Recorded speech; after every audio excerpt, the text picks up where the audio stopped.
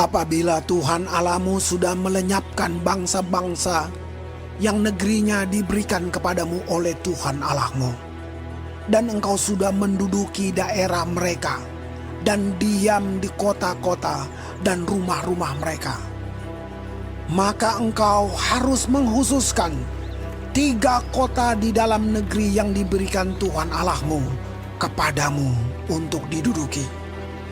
Engkau harus menetapkan jauhnya jalan dan membagi dalam 3 bagian wilayah negeri yang diberikan Tuhan Allahmu untuk dimiliki olehmu, supaya setiap pembunuh dapat melarikan diri ke sana. Inilah ketentuan mengenai pembunuh yang melarikan diri ke sana dan boleh tinggal hidup. Apabila ia membunuh sesamanya manusia dengan tidak sengaja dan dengan tidak membenci dia sebelumnya. Misalnya, apabila seseorang pergi ke hutan dengan temannya untuk membelah kayu, ketika tangannya mengayunkan kapak untuk menebang pohon kayu, mata kapak terlucut dari gagangnya, lalu mengenai temannya sehingga mati. Maka ia boleh melarikan diri ke salah satu kota itu dan tinggal hidup. Maksudnya supaya jangan penuntut tebusan darah sementara hatinya panas dapat mengejar pembunuh itu. Karena jauhnya perjalanan menangkapnya dan membunuhnya, padahal pembunuh itu tidak patut mendapat hukuman mati, karena ia tidak membenci dia sebelumnya. Itulah sebabnya aku memberi perintah kepadamu. Demikian, 3 kota haruslah kau khususkan. Dan jika Tuhan Allahmu sudah meluaskan daerahmu nanti, seperti yang dijanjikannya dengan sumpah kepada nenek moyangmu, dan sudah memberikan kepadamu seluruh negeri yang dikatakannya akan diberikan kepada nenek moyangmu. Apabila engkau melakukan dengan setia perintah ini yang kusampaikan kepadamu pada hari ini, dengan mengasihi Tuhan Allahmu dan dengan senantiasa hidup menurut jalan yang ditunjukkannya, maka haruslah engkau menambah 3 kota lagi kepada yang 3 itu, supaya jangan tercurah darah orang yang tidak bersalah di negeri yang diberikan Tuhan Allahmu kepadamu menjadi milikmu, dan hutang darah melekat kepadamu. Tetapi apabila seseorang membenci sesamanya manusia dan dengan bersembunyi menantikan dia, lalu bangun menyerang dan memukul dia sehingga mati, kemudian melarikan diri ke salah satu kota itu, maka haruslah para tua-tua kotanya menyuruh mengambil dia dari sana dan menyerahkan dia kepada penuntut tebusan darah supaya ia mati dibunuh. Janganlah engkau merasa sayang kepadanya. Demikianlah harus kau hapuskan darah orang yang tidak bersalah dari antara orang Israel, supaya baik keadaanmu. Janganlah menggeser batas tanah sesamamu yang telah ditetapkan oleh orang-orang dahulu di dalam milik pusaka yang akan kau miliki di negeri yang diberikan Tuhan Allahmu kepadamu untuk menjadi milikmu.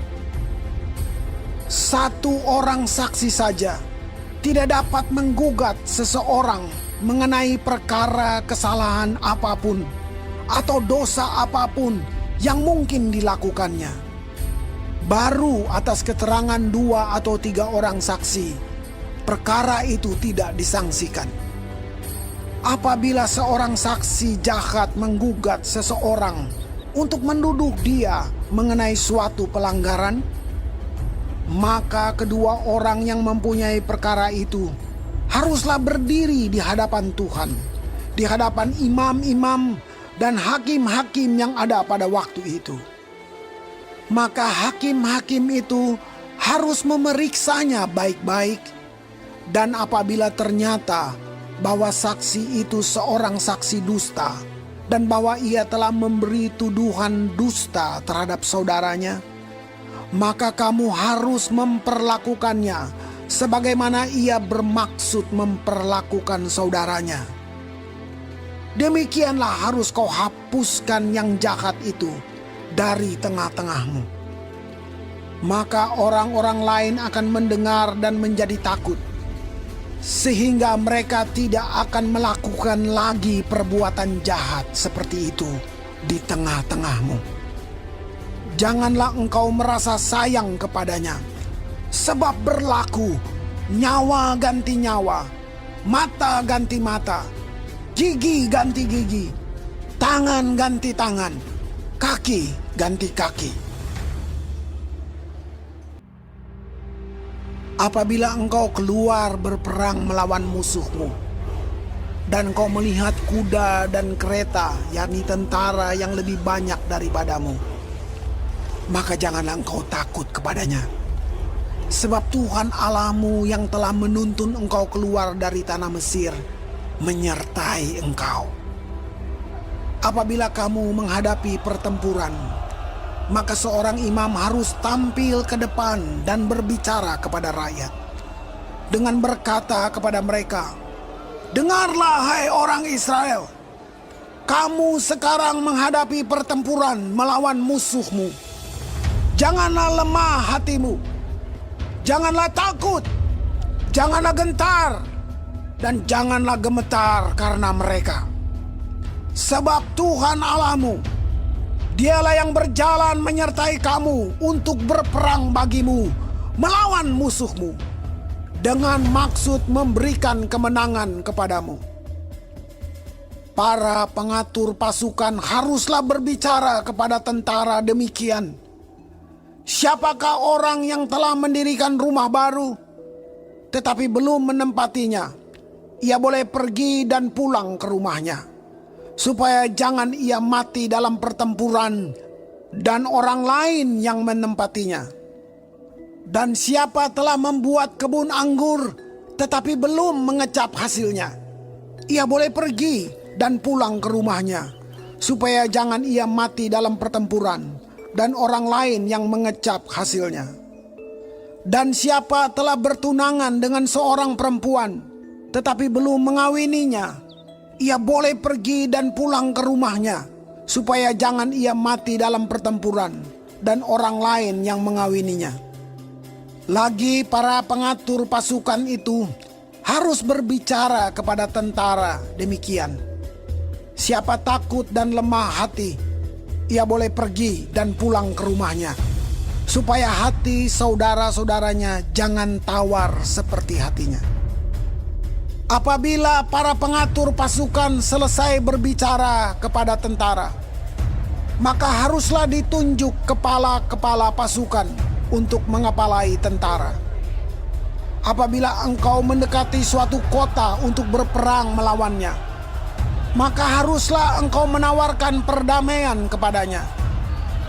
Apabila kota itu menerima tawaran perdamaian itu dan dibukanya pintu gerbang bagimu, maka haruslah semua orang yang terdapat di situ melakukan pekerjaan rodi bagimu dan menjadi hamba kepadamu. Tetapi apabila kota itu tidak mau berdamai dengan engkau, melainkan mengadakan pertempuran melawan engkau, maka haruslah engkau mengepungnya.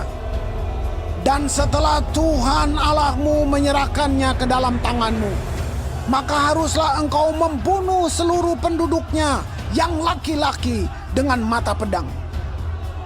Hanya perempuan, anak-anak, hewan dan segala yang ada di kota itu, yakni seluruh jarahan itu, boleh kau rampas bagimu sendiri.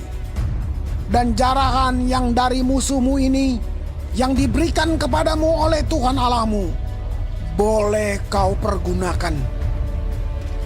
Demikianlah harus kau lakukan terhadap segala kota yang sangat jauh letaknya dari tempatmu, yang tidak termasuk kota-kota bangsa-bangsa di sini. Tetapi dari kota-kota bangsa-bangsa itu yang diberikan Tuhan Allahmu kepadamu menjadi milik pusakamu, janganlah kau biarkan hidup apapun yang bernafas, melainkan kau tumpas sama sekali, yakni orang Het, orang Amori, orang Kanaan, orang Feris, orang Hewi, dan orang Yebus, seperti yang diperintahkan kepadamu oleh Tuhan Allahmu. Supaya mereka jangan mengajar kamu berbuat sesuai dengan segala kekejian yang dilakukan mereka bagi Allah mereka, sehingga kamu berbuat dosa kepada Tuhan Allahmu. Apabila dalam memerangi suatu kota, engkau lama mengepungnya untuk direbut, maka tidak boleh engkau merusakkan pohon-pohon sekelilingnya dengan mengayunkan kapak kepadanya. Buahnya boleh kau makan, tetapi batangnya janganlah kau tebang. Sebab pohon yang di padang itu bukan manusia, jadi tidak patut ikut kau kepung. Hanya pohon-pohon yang engkau tahu tidak menghasilkan makanan, boleh kau rusakkan dan kau tebang untuk mendirikan pagar pengepungan terhadap kota yang berperang melawan engkau, sampai kota itu jatuh.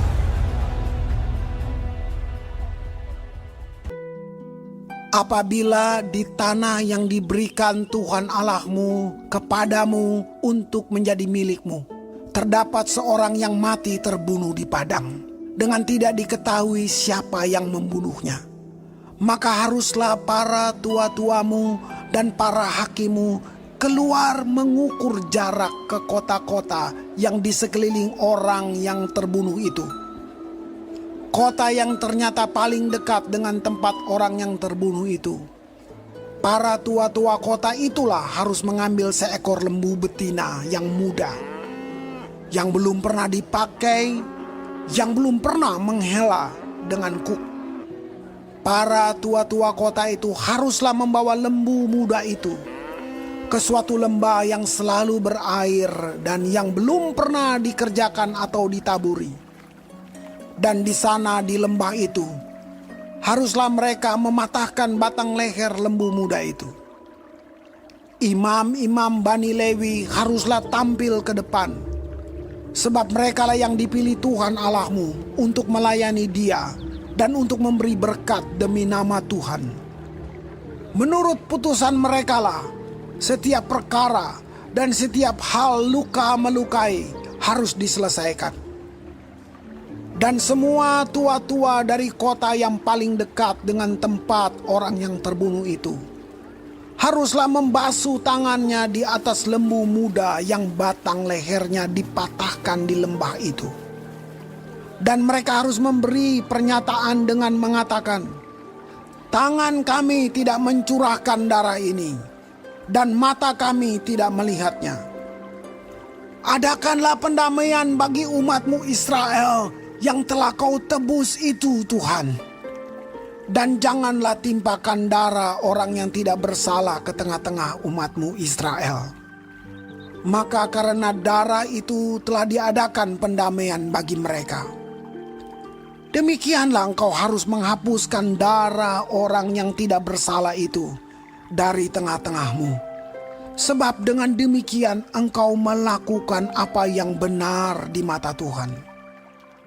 Apabila engkau keluar berperang melawan musuhmu, dan Tuhan Allahmu menyerahkan mereka ke dalam tanganmu, dan engkau menjadikan mereka tawanan, dan engkau melihat di antara tawanan itu seorang perempuan yang elok, sehingga hatimu mengingini dia, dan engkau mau mengambil dia menjadi istrimu, maka haruslah engkau membawa dia ke dalam rumahmu. Perempuan itu harus mencukur rambutnya, memotong kukunya, menanggalkan pakaian yang dipakainya pada waktu ditawan, dan tinggal di rumahmu untuk menangisi ibu bapanya sebulan lamanya. Sesudah demikian, bolehlah engkau menghampiri dia dan menjadi suaminya, sehingga ia menjadi istrimu. Apabila engkau tidak suka lagi kepadanya, maka haruslah engkau membiarkan dia pergi sesuka hatinya. Tidak boleh sekali-kali engkau menjual dia dengan bayaran uang. Tidak boleh engkau memperlakukan dia sebagai budak, sebab engkau telah memaksa dia. Apabila seorang mempunyai 2 orang istri, yang seorang dicintai dan yang lain tidak dicintainya, dan mereka melahirkan anak-anak lelaki baginya, baik istri yang dicintai maupun istri yang tidak dicintai, dan anak sulung adalah dari istri yang tidak dicintai, maka pada waktu ia membagi warisan harta kepunyaannya kepada anak-anaknya itu, tidaklah boleh ia memberikan bagian anak sulung kepada anak dari istri yang dicintai, merugikan anak dari istri yang tidak dicintai, yang adalah anak sulung. Tetapi ia harus mengakui anak yang sulung, anak dari istri yang tidak dicintai itu, dengan memberikan kepadanya 2 bagian dari segala kepunyaannya. Sebab dialah kegagahannya yang pertama-tama. Dialah yang empunya hak kesulungan. Apabila seseorang mempunyai anak laki-laki yang degil dan membangkang, yang tidak mau mendengarkan perkataan ayahnya dan ibunya, dan walaupun mereka menghajar dia, tidak juga ia mendengarkan mereka, maka haruslah ayahnya dan ibunya memegang dia dan membawa dia keluar kepada para tua-tua kotanya di pintu gerbang tempat kediamannya. Dan harus berkata kepada para tua-tua kotanya, anak kami ini degil dan membangkang. Ia tidak mau mendengarkan perkataan kami. Ia seorang pelahap dan peminum. Maka haruslah semua orang sekotanya melempari anak itu dengan batu sehingga ia mati. Demikianlah harus kau hapuskan yang jahat itu dari tengah-tengahmu, dan seluruh orang Israel akan mendengar dan menjadi takut. Apabila seseorang berbuat dosa yang sepadan dengan hukuman mati, lalu ia dihukum mati, kemudian kau gantung dia pada sebuah tiang, maka janganlah mayatnya dibiarkan semalam-malaman pada tiang itu. Tetapi haruslah engkau menguburkan dia pada hari itu juga. Sebab seorang yang digantung terkutuk oleh Allah. Janganlah engkau menajiskan tanah yang diberikan Tuhan Allahmu kepadamu menjadi milik pusakamu. Apabila engkau melihat bahwa lembu atau domba saudaramu tersesat, janganlah engkau pura-pura tidak tahu. Haruslah engkau benar-benar mengembalikannya kepada saudaramu itu. Dan apabila saudaramu itu tidak tinggal dekat denganmu dan engkau tidak mengenalnya, maka haruslah engkau membawa hewan itu ke dalam rumahmu, dan haruslah itu tinggal padamu sampai saudaramu itu datang mencarinya. Engkau harus mengembalikannya kepadanya. Demikianlah harus kau perbuat dengan keledainya. Demikianlah kau perbuat dengan pakaiannya. Demikianlah kau perbuat dengan setiap barang yang hilang dari saudaramu. Dan yang kau temui tidak boleh engkau pura-pura tidak tahu. Apabila engkau melihat keledai saudaramu atau lembunya yang rebah di jalan, janganlah engkau pura-pura tidak tahu. Engkau harus benar-benar menolong, membangunkannya bersama-sama dengan saudaramu itu. Seorang perempuan janganlah memakai pakaian laki-laki, dan seorang laki-laki janganlah mengenakan pakaian perempuan. Sebab setiap orang yang melakukan hal ini adalah kekejian bagi Tuhan Allahmu. Apabila engkau menemui di jalan sarang burung di salah satu pohon, atau di tanah dengan anak-anak burung atau telur-telur di dalamnya, dan induknya sedang duduk mendekap anak-anak atau telur-telur itu, maka janganlah engkau mengambil induk itu bersama-sama dengan anak-anaknya. Setidak-tidaknya induk itu haruslah kau lepaskan, tetapi anak-anaknya boleh kau ambil.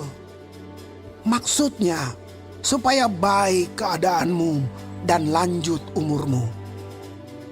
Apabila engkau mendirikan rumah yang baru, maka haruslah engkau memagari sotoh rumahmu, supaya jangan kau datangkan hutang darah kepada rumahmu itu apabila ada seorang jatuh dari atasnya. Janganlah kau taburi kebun anggurmu dengan dua jenis benih, supaya seluruh hasil benih yang kau taburkan dan hasil kebun anggurmu jangan menjadi milik tempat kudus. Janganlah engkau membajak dengan lembu dan keledai bersama-sama. Janganlah engkau memakai pakaian yang dua jenis bahannya, yakni bulu domba dan lenan bersama-sama.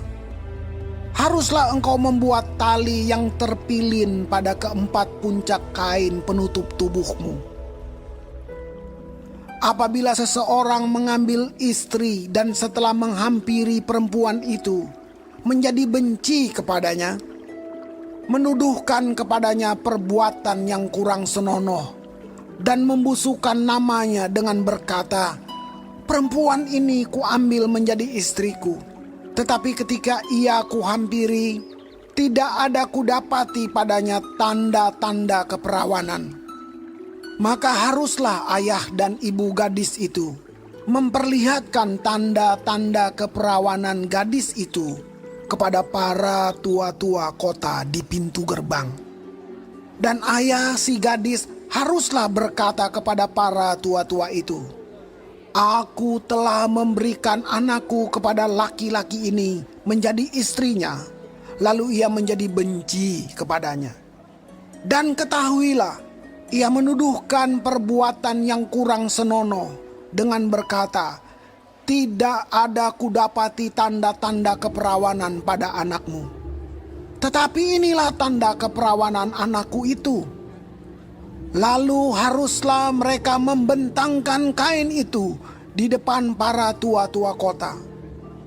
Maka haruslah para tua-tua kota itu mengambil laki-laki itu, menghajar dia, mendenda dia 100 shikal perak, dan memberikan perak itu kepada ayah si gadis. Karena laki-laki itu telah membusukkan nama seorang perawan Israel. Perempuan itu haruslah tetap menjadi istrinya. Selama hidupnya tidak boleh laki-laki itu menyuruh dia pergi. Tetapi jika tuduhan itu benar dan tidak didapati tanda-tanda keperawanan pada si gadis, maka haruslah si gadis dibawa keluar ke depan pintu rumah ayahnya. Dan orang-orang sekotanya haruslah melempari dia dengan batu sehingga mati. Sebab dia telah menodai orang Israel dengan bersundal di rumah ayahnya. Demikianlah harus kau hapuskan yang jahat itu dari tengah-tengahmu. Apabila seseorang kedapatan tidur dengan seorang perempuan yang bersuami, maka haruslah keduanya dibunuh mati. Laki-laki yang telah tidur dengan perempuan itu dan perempuan itu juga, demikianlah harus kau hapuskan yang jahat itu dari antara orang Israel. Apabila ada seorang gadis yang masih perawan dan yang sudah bertunangan, jika seorang laki-laki bertemu dengan dia di kota dan tidur dengan dia, maka haruslah mereka keduanya kamu bawa keluar pintu gerbang kota dan kamu lempari dengan batu sehingga mati gadis itu. Karena walaupun di kota ia tidak berteriak-teriak, dan laki-laki itu, karena ia telah memperkosa istri sesamanya manusia. Demikianlah harus kau hapuskan yang jahat itu dari tengah-tengahmu. Tetapi jikalau di padang laki-laki itu bertemu dengan gadis yang telah bertunangan itu, memaksa gadis itu tidur dengan dia, maka hanyalah laki-laki yang tidur dengan gadis itu yang harus mati. Tetapi gadis itu janganlah kau apa-apakan. Gadis itu tidak ada dosanya yang sepadan dengan hukuman mati. Sebab perkara ini sama dengan perkara seseorang yang menyerang sesamanya manusia dan membunuhnya. Sebab laki-laki itu bertemu dengan dia di padang, walaupun gadis yang bertunangan itu berteriak-teriak, tetapi tidak ada yang datang menolongnya. Apabila seseorang bertemu dengan seorang gadis yang masih perawan dan belum bertunangan, memaksa gadis itu tidur dengan dia, dan keduanya kedapatan, maka haruslah laki-laki yang sudah tidur dengan gadis itu memberikan 50 shikal perak kepada ayah gadis itu. Dan gadis itu haruslah menjadi istrinya, sebab laki-laki itu telah memperkosa dia. Selama hidupnya tidak boleh laki-laki itu menyuruh dia pergi. Seorang laki-laki janganlah mengambil istri ayahnya, dan jangan menyingkapkan puncak kain ayahnya. Orang yang hancur buah pelirnya atau yang terpotong kemaluannya, janganlah masuk jemaat Tuhan. Seorang anak haram janganlah masuk jemaah Tuhan. Bahkan keturunannya yang ke-10 pun tidak boleh masuk jemaat Tuhan. Seorang Amon atau seorang Moab janganlah masuk jemaat Tuhan. Bahkan keturunannya yang ke-10 pun tidak boleh masuk jemaat Tuhan sampai selama-lamanya. Karena mereka tidak menyongsong kamu dengan roti dan air pada waktu perjalananmu keluar dari Mesir.